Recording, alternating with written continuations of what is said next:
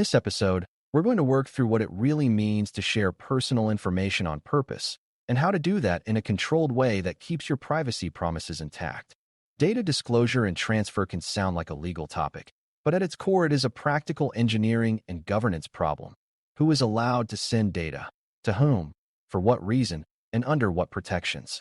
Beginners often imagine data sharing as a single moment, like clicking send, but in modern systems, it is usually a chain of events that includes exports, integrations, vendor services, cross-border storage, and internal handoffs between teams. Every handoff is a chance for privacy intent to weaken, especially when the receiver does not understand the original context or when the transfer introduces new exposure. The goal is to create clear decision points so disclosure is not casual, accidental, or driven by convenience. By the end, you should be able to explain how to decide whether data should be shared at all, what safeguards should travel with it, and how to keep transfers from becoming uncontrolled copies.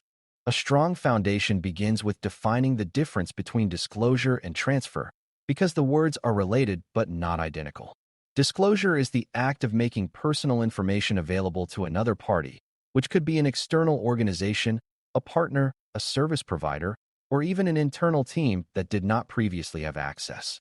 Transfer is the movement of that information from one system or place to another, which could be across networks, between environments, or into a vendor platform. In practice, most transfers are disclosures because a new system or team can now access the data, but some disclosures can happen without a file moving, such as granting access to a shared database view. The privacy risk comes from the change in who can see the data, what they can do with it, and how well it is protected after the change. Beginners sometimes focus only on whether the sender is careful, but governance must consider the receiver's protections and incentives as well. If you would not feel comfortable with the receiver's controls, you should not disclose in the first place, or you must redesign the disclosure to reduce sensitivity. Clear decision points start with a simple question that is easy to say but harder to apply consistently. Why is the disclosure necessary? Necessity is not the same as usefulness, and governance should treat necessity as a higher bar. For example, sending a full customer profile to a marketing partner because it might help targeting is very different from sharing an email address with a delivery service because it is required to complete a shipment. Another decision point is whether the purpose of the disclosure aligns with what the person would reasonably expect based on the original relationship. If someone gave their information to create an account, they may expect service delivery and security measures, but they may not expect broad sharing for unrelated analytics. A third decision point is whether you can meet the purpose with less data, less granularity, or less persistence, which ties disclosure governance directly to data minimization. When these decision points are explicit, teams stop treating data sharing as a default and begin treating it as a controlled exception that must be justified. A helpful way to teach disclosure decisions is to think in terms of roles, because the same piece of data can be appropriate in one role and inappropriate in another. A service provider is an organization that processes data on your behalf to help you deliver a service, like hosting, support systems, or payment processing. A third party might use the data for its own purposes, which changes the risk dramatically because control and incentives shift. An internal recipient is still inside the organization, but internal sharing can be just as risky if it creates new access to sensitive data without clear accountability. Each role implies different safeguards and different levels of trust, and governance should not treat them all the same. Beginners often assume internal equals safe, but internal disclosures can lead to misuse, accidental leaks, or scope creep when data is repurposed. Clear decision points make sure that the role of the recipient is understood before any transfer happens, because role determines what conditions must be met. Once you decide that a disclosure is justified, the next step is to define the minimum dataset that should be shared. This is where governance becomes tangible, because it translates policy into data elements and constraints. Instead of sending everything because it is easy, you choose specific fields, you reduce precision when possible, and you consider using pseudonymous identifiers rather than direct identifiers. You also decide whether the receiver needs the raw data or whether a derived output would be enough, such as a yes or no decision, a risk score, or an aggregated statistic. Beginners should recognize that many business goals do not require the receiver to see the underlying personal information, only the result of processing. When you disclose more than necessary, you create extra risk without extra value, and you also make it harder to explain the disclosure to stakeholders. Minimization at the point of disclosure is one of the most effective safeguards because it reduces what can be exposed, misused, or retained. This is also where you can design a disclosure to be time-limited or purpose-limited by structuring what the receiver receives. Safeguards also include controlling how data is packaged and transmitted so that the transfer itself does not create unnecessary exposure. Even without discussing specific tools or configurations, the principle is that data should be protected in transit and handled in a way that prevents casual interception or accidental delivery to the wrong place. Governance should require authenticated endpoints, controlled access to transfer mechanisms, and protections against sending data to unknown recipients. It should also address integrity, meaning you want assurance that data was not altered during the transfer, because altered data can cause harm, incorrect decisions, or security failures. Beginners sometimes think safeguards are only about secrecy, but accuracy and completeness matter too, especially when transferred data drives decisions like eligibility, fraud detection, or customer support actions. Another safeguard is limiting where transfers can go, such as approved destinations and approved business units, which reduces the risk of shadow integrations. When safeguards are standardized, teams do not invent new ad hoc sharing methods that bypass oversight. Governance must also address consent and expectations, because disclosure can be permitted in a strict legal sense, but still violate trust if it contradicts what people thought was happening. If consent is part of your privacy basis, then the disclosure decision point includes verifying that consent covers the new recipient and the new purpose. If consent is not the basis, governance still needs a defensible rationale, such as contract necessity or legitimate interest, and it must ensure the disclosure stays within those boundaries. The beginner lesson here is that privacy is not only about preventing data theft, it is also about avoiding surprise. Surprise is what breaks trust, triggers complaints, and creates reputational damage even when technical controls are strong. A disciplined program therefore treats transparency as a safeguard, ensuring that disclosures are consistent with communicated practices and that people are not misled by vague language. When the privacy intent is respected, disclosure becomes a controlled extension of a relationship rather than a quiet expansion of data use. A key part of disclosure governance is third-party risk management, because once data leaves your direct control, your risk depends on someone else's behavior. This is why organizations use contractual safeguards, auditing rights, and due diligence. But the deeper lesson is that you must align the sensitivity of what you disclose with the strength of the recipient's controls. If a vendor cannot demonstrate strong security practices, you should not send them highly sensitive data, and you may need to redesign the integration to reduce exposure.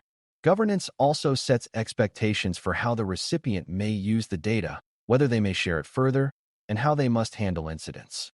Beginners can think of this like lending a valuable item. You consider who you are lending to, what conditions apply, and what happens if something goes wrong.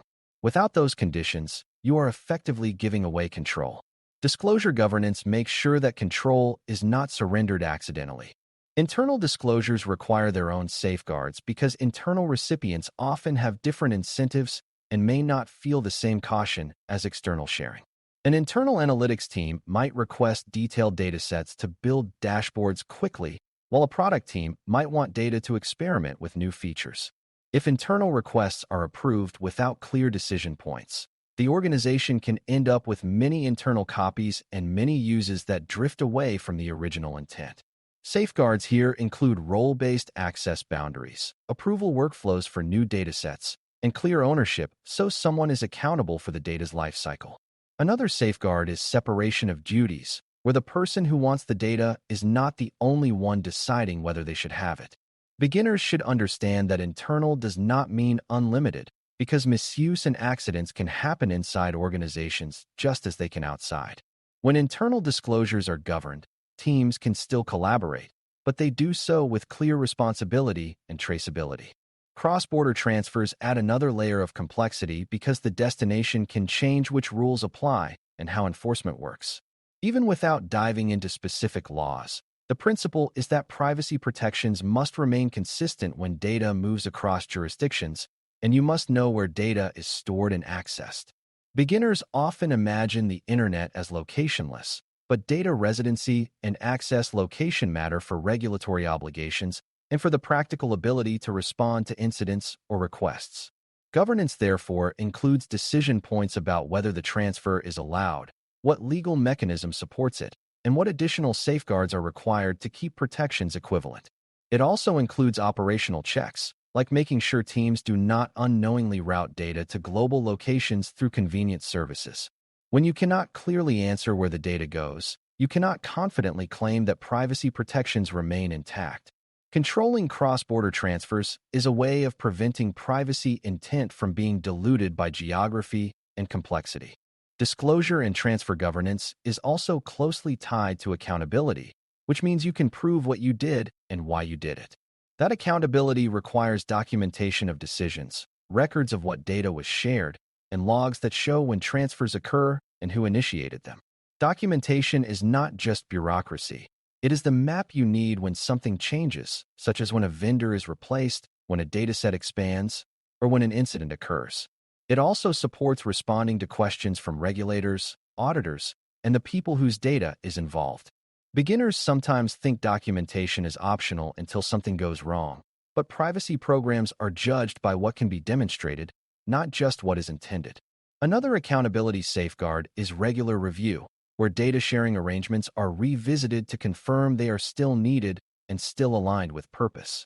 If a transfer is no longer necessary, governance should push towards shutting it down rather than letting it continue by inertia. A common failure mode is treating data sharing as permanent by default, where an integration keeps running long after the original business need has changed. This can happen when a partner relationship evolves, when a feature is deprecated, or when teams forget that a data feed exists. Governance should include sunset conditions, meaning criteria that trigger reevaluation or termination, and operational mechanisms that support shutting off a feed cleanly. Another failure mode is uncontrolled onward transfer, where the original recipient shares the data further, intentionally or accidentally, creating a chain of recipients that is hard to track. Safeguards here include explicit restrictions, strong oversight, and designing transfers so the recipient receives only what they need for their role, limiting the damage if onward transfer happens. Beginners should see that the most dangerous disclosures are the ones that create multiple new copies across organizations, because each copy multiplies the chance of exposure. A well-governed disclosure is narrow, purposeful, and bounded in time and scope. That is what keeps privacy intent from expanding into a vague permission slip. As we close, remember that governing disclosure and transfer is about building reliable decision points and safeguards so data sharing stays aligned with necessity, expectations, and protection. The decision points ask whether the disclosure is needed, whether the purpose matches what was promised, whether the recipient's role is understood, and whether the same outcome can be achieved with less or safer data. The safeguards ensure the data is minimized, protected during movement, controlled at the destination, and never allowed to drift into unauthorized reuse or onward sharing.